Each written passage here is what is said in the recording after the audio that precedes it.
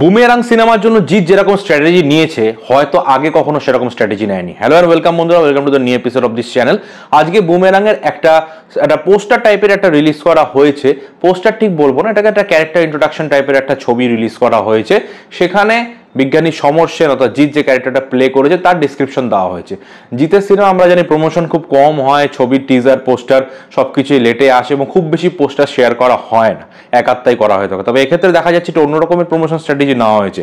সমর সেনের character introduction একটা poster দেওয়া হয়েছে, সেখানে বলা হচ্ছে তিনি একজন উচ্চ মেধার বিজ্ঞানী এবং তিনি অনেক কিছু আবিষ্কার করেন এবং সুপার বাইকে তিনি ঘুরে বেড়ান।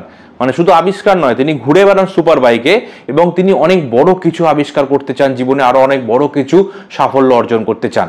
সো এরকম ভাবে একটা পোস্টার টাইপের শেয়ার করা হয়েছে জিৎ ফিল্ম বক্সের পক্ষ থেকে, জিৎও সেটা শেয়ার করেছেন। সুতরাং বোঝা যাচ্ছে যে সিনেমার ক্যারেক্টারগুলোকে আস্তে আস্তে ইন্ট্রোডাকশন করানোর চেষ্টা করা হচ্ছে, লোকেদের মনে একটা ধাতস্থ করে দেওয়ার চেষ্টা করা হচ্ছে, লোকেরা যাতে রিলিজের আগে সিনেমার ক্যারেক্টারগুলো সম্পর্কে একটু আইডিয়া পায়। এটা একটা অভিনব প্রমোশন এবং এর ফলে বুমেরাঙেরই যথেষ্ট লাভ হবে এবং প্যান ইন্ডিয়া যদি রিলিজ হয় তাহলে তো অবশ্যই প্রচার প্রসার দুটোই খুব ভালোভাবে করা উচিত বলে আমার মনে হয়। এবং বুমেরাঙের প্রচার নিয়ে আমি একটা ভিডিও সেপারেটলি করব, সেখানে আরো কিছু ব্যাপারে ডিসকাশন করব। সেকেন্ড যে আপডেটটা নিয়ে কথা বলবো সেটা আপডেট ঠিক নয়, সেটা হচ্ছে একটা ট্রেলার রিভিউ বা রিয়াকশন বলতে পারেন। সেটা হচ্ছে ফেলুদার নয়ন রহস্য, এই ছবিটা ট্রেলার রিভিউ নিয়ে। ফেলুদা সিরিজের নতুন ছবি নয়ন রহস্য, এখানে ইন্দ্রনীল সেনগুপ্ত যিনি এর আগে হত্যাপুরীর মাধ্যমে ইন্ট্রোডিউস হয়েছিলেন অ্যাজ ফেলুদা, তিনি থাকছেন এবং অন্যান্য ক্যারেক্টার যারা হত্যাপুরীতে ছিল তারাও থাকছে। এবং এই ছবিটার যে গল্পটা সেটা খুবই ইন্টারেস্টিং গল্প এবং গল্পটা খুবই ভালো গল্প। এই ট্রেলারের সবচেয়ে বড় ইউএসপি হচ্ছে এর গল্প। তবে সবচেয়ে বড় কথা হচ্ছে যে এখানে কিন্তু দর্শক, আমি জানি না, আমি তো নিজে কানেক্ট করতে পারছি না খুব একটা ফেলুদা হিসেবে, আগেরটার সাথে কানেক্ট করতে পারিনি।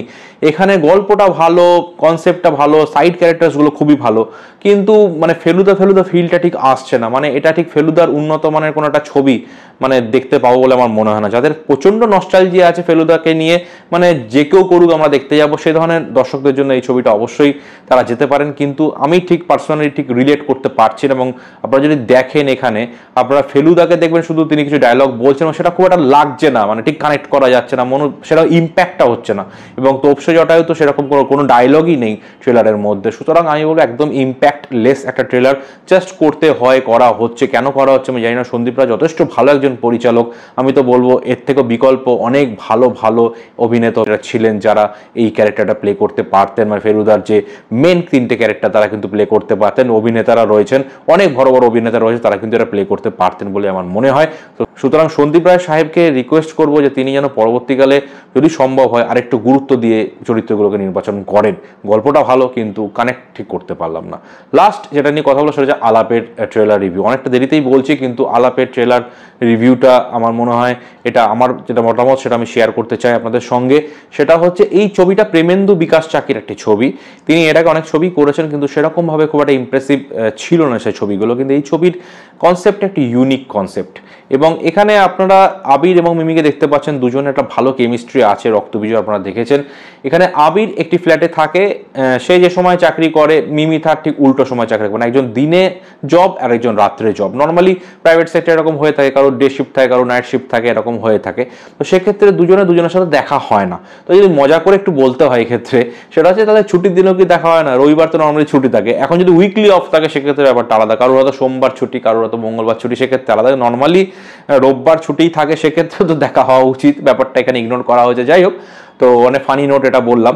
তো এক্ষেত্রে গল্পটা ইউনিক, দুজনের সাথে দেখা হয় না, অথচ দুজনের মধ্যে একটা ক্লোজনেস চলে আসে এবং মিমি পরবর্তীকালে দেখা যায় যে সেই জায়গাটা ছেড়ে চলে যাচ্ছে এবং তারপরে কি হয়, এবং স্বস্তিকা একটা ক্যারেক্টার রয়েছে সেটাও কিন্তু আবিরের জীবনে আসছে। সুতরাং এই টানাপোড়েন নিয়ে এবং সম্ভবত আবিরের ক্যারেক্টারটা মানে মিমির জন্য ফিল করে এবং পরবর্তীকালে সে কি মিমির সাথে যোগাযোগ করতে পারে, মিমিও কি আবিরের কাছে তার রেসপন্স করে বা ফিরে আসে, সেটা নিয়েই গল্পটা।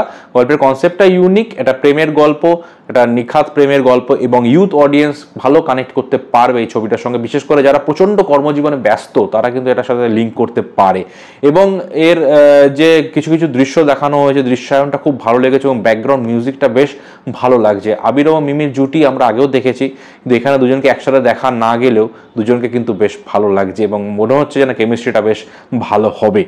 আর এই ছবিটার প্রতি একটা এক্সপেকটেশন থাকলেও হয়তো এটা হিট হলেও হয়ে যেতে পারে। সো ওভারঅল এই তিনটে ব্যাপার নিয়ে আজকে ভিডিও ছিল। কেমন লাগলো অবশ্যই জানাবেন, ভালো লাগলে অবশ্যই চ্যানেলটি সাবস্ক্রাইব করে পাশে থাকবেন। দেখা হবে নেক্সট ভিডিওতে, বাই।